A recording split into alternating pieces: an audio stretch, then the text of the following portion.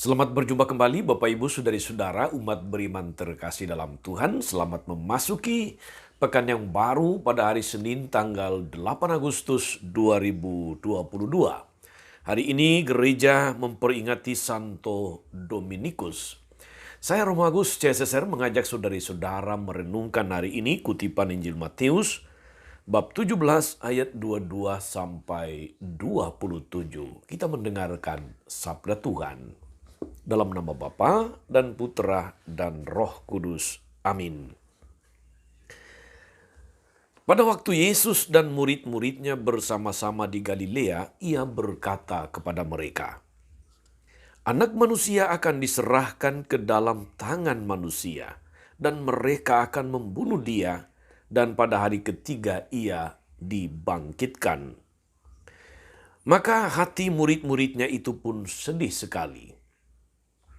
Ketika Yesus dan murid-muridnya tiba di Kapernaum, datanglah pemungut bea bait Allah kepada Petrus dan berkata, "Apakah gurumu tidak membayar bea 2 dirham itu?" Jawabnya, "Memang membayar." Dan ketika Petrus masuk ke rumah, Yesus mendahuluinya dengan pertanyaan, "Apakah pendapatmu, Simon? Dari siapakah raja-raja dunia ini memungut bea dan pajak? Dari rakyatnya atau dari orang asing?" Jawab Petrus, "Dari orang asing." Maka kata Yesus kepadanya, "Jadi bebaslah rakyatnya. Tetapi supaya janganlah kita menjadi batu sandungan bagi mereka, pergilah memancing ke danau. Dan ikan pertama yang kau pancing, tangkaplah dan bukalah mulutnya. Maka engkau akan menemukan mata uang 4 dirham di dalamnya. Ambillah itu dan bayarkanlah kepada mereka, bagiku dan bagimu juga." Demikianlah sabda Tuhan. Bapak Ibu Saudari-saudara umat beriman terkasih dalam Tuhan kita Yesus Kristus. Ada satu kata dalam bahasa Latin yaitu skandalum. Dari kata skandalum ini kemudian turun satu kata dalam bahasa Indonesia, kata skandal. Skandalum ungkapan bahasa Latin yang berarti batu sandungan. Menjadi batu sandungan. Pengertian ini menunjuk kepada suatu perbuatan manusia yang menjadikan orang lain turut bersalah, atau yang membuat orang lain ketika melakukan sebuah kesalahan lalu membuat pembenaran karena orang lain juga melakukan begitu. Saudari-saudara, umat beriman terkasih dalam Tuhan, ibaratnya seperti keberadaan sebuah batu di jalan yang menyebabkan orang-orang yang berjalan tersandung kakinya dan jatuh terjerembab. Sekalipun penyebab kejatuhan itu adalah sikap kurang hati-hati, kurang waspada dari orang yang bersangkutan. Namun biasanya yang dijadikan sasaran penyebab kesalahan itu adalah batu tersebut. Maka kita kemudian akrab dengan istilah batu sandungan dan selalu bermakna negatif. Kalau batu sandungan bermakna negatif, batu penjuru bermakna positif. Saudari-saudara umat beriman terkasih dalam Tuhan kita Yesus Kristus.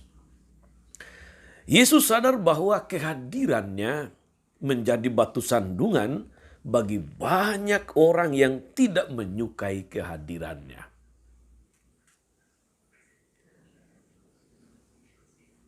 Dan Yesus juga tahu bahwa dirinya sering dijadikan sasaran penyebab kesalahan yang dilakukan orang lain.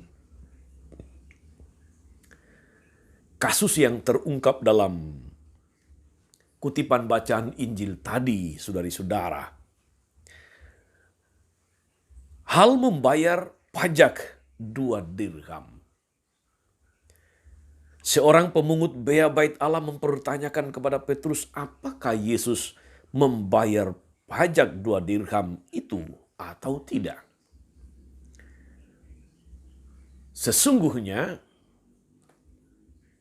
kalau kita membaca dialog antara Yesus dengan Simon Petrus, Yesus tidak perlu membayar pajak. Sesungguhnya, karena dalam dialog itu dikatakan dari siapakah pemerintah atau raja-raja memungut pajak? Dari orang asing atau dari rakyatnya sendiri? Dan Simon Petrus menjawab, dari orang asing.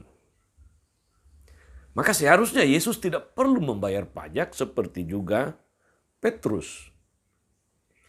Tetapi justru disinilah keutamaannya saudari-saudara.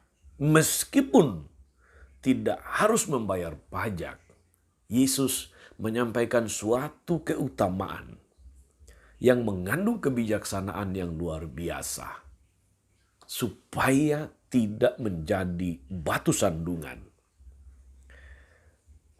Ini sebuah pengajaran yang bagus untuk kita saudari-saudara. Meskipun barangkali kalau kita melakukan atau tidak melakukan sesuatu, kita ada pada posisi yang benar. Tapi supaya tidak menjadi batu sandungan, kita memilih untuk menghindari pembicaraan, penilaian orang lain yang bisa jadi menjadi buruk. Seperti dalam peristiwa yang terjadi dalam Injil hari ini, Yesus mengatakan supaya kita tidak menjadi batu sandungan, maka dia menyuruh Petrus untuk menangkap ikan. Ikan pertama yang dia tangkap, buka mulutnya, di situ ada uang 4 dirham. Bayar untuk Yesus 2 dirham dan untuk Petrus sendiri 2 dirham. Masalah selesai. Mereka tidak perlu menjadi batu sandungan. Saudari-saudara, umat beriman terkasih dalam Tuhan, Yesus melakukan itu dengan maksud supaya tidak menjadi batu sandungan, meskipun kalau dia tidak melakukannya pun tidak menjadi masalah. Tapi supaya jangan menjadi alasan, apalagi kemudian penilaian-penilaian buruk, tuduhan-tuduhan, penghakiman-penghakiman yang tidak betul. Yesus mengajak Petrus untuk membayar supaya tidak menjadi batu sandungan. Saudari-saudara, umat beriman terkasih dalam Tuhan, Injil bicara tentang membayar pajak dan ajaran Yesus tentang supaya tidak menjadi batu sandungan.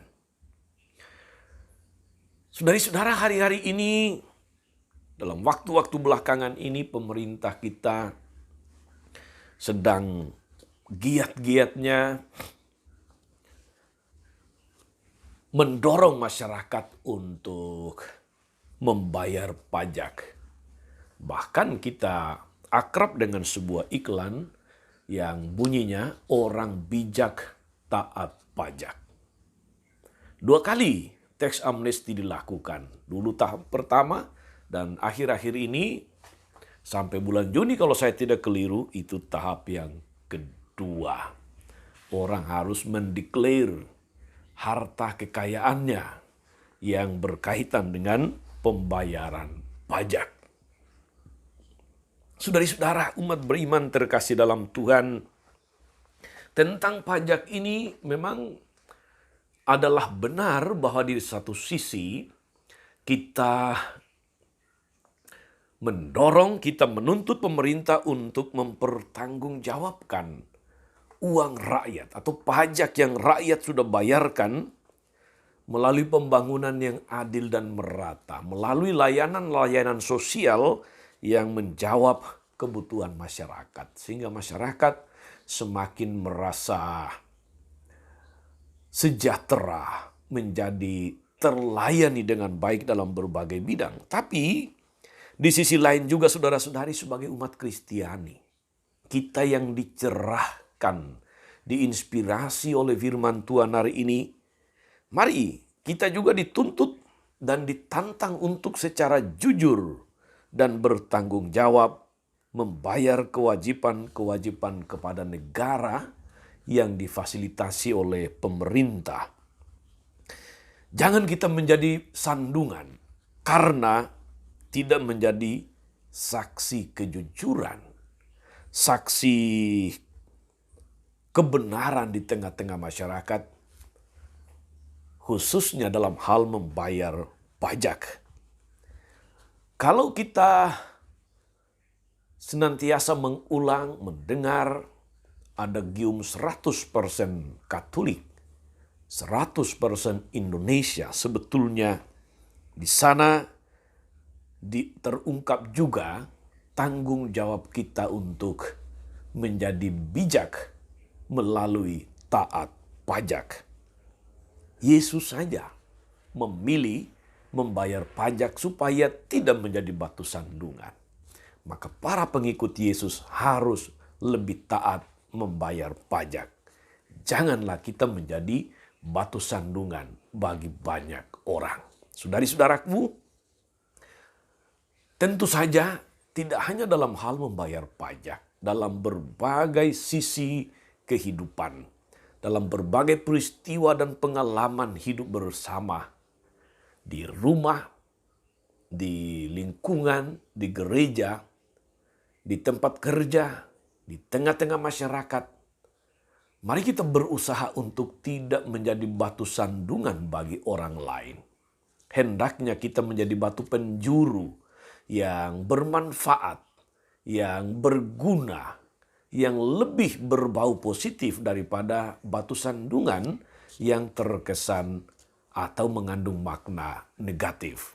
Moga-moga saudari-saudara, setelah diteguhkan oleh firman Tuhan hari ini, kita berusaha dalam seluruh aktivitas hari ini, dalam karya dan pelayanan, kita berusaha untuk menghadirkan kesaksian hidup yang baik, yang tidak menjadi batu sandungan bagi siapapun di dalam kata-kata, di dalam sikap maupun tindakan kita.